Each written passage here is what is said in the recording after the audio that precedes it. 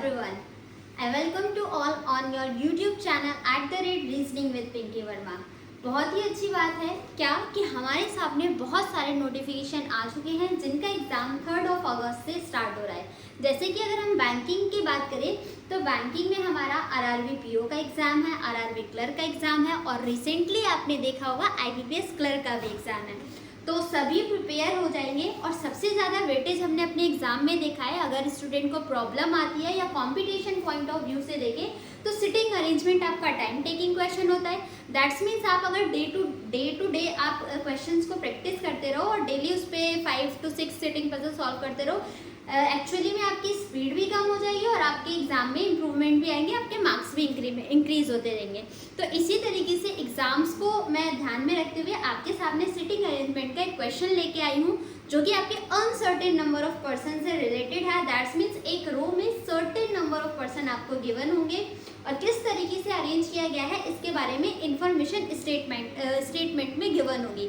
आइए देखते हैं कि क्वेश्चन को सॉल्व कैसे किया जाए। फर्स्ट ऑफ ऑल पहले आप ट्राई करें इस क्वेश्चन को, उसके बाद हम देखेंगे ईजिएस्ट वे से पॉसिबिलिटी लेते टाइम कैसे हम स्टेटमेंट को स्टोर करके अपने डायग्राम में प्लॉट करते हैं और सॉल्व करते हैं। Let's solve the question.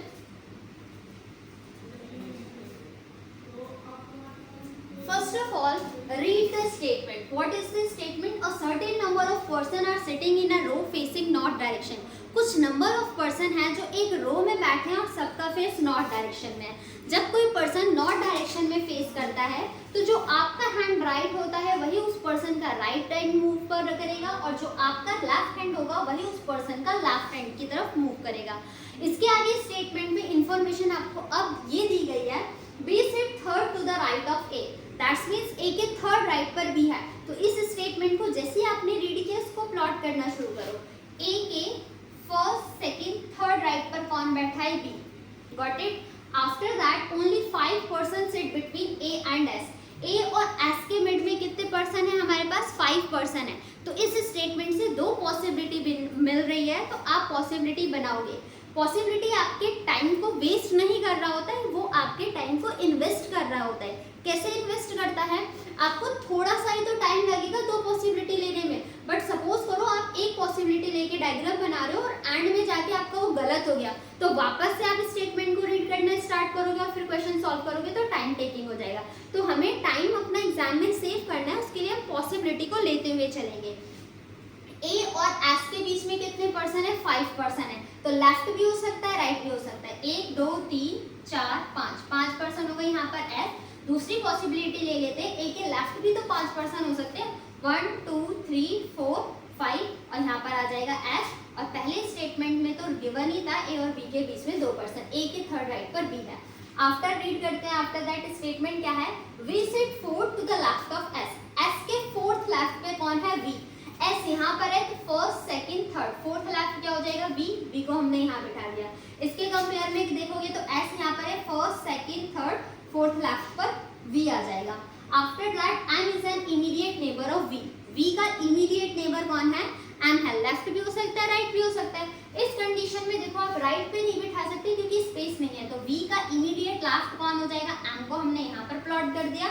अब इस डायग्राम में जो अनदर पॉसिबिलिटी ली थी, अब एम लेफ्ट भी आ सकता है और एम राइट भी आ सकता है, तो अभी हम इस स्टेटमेंट को स्किप करते हैं दूसरी पॉसिबिलिटी में।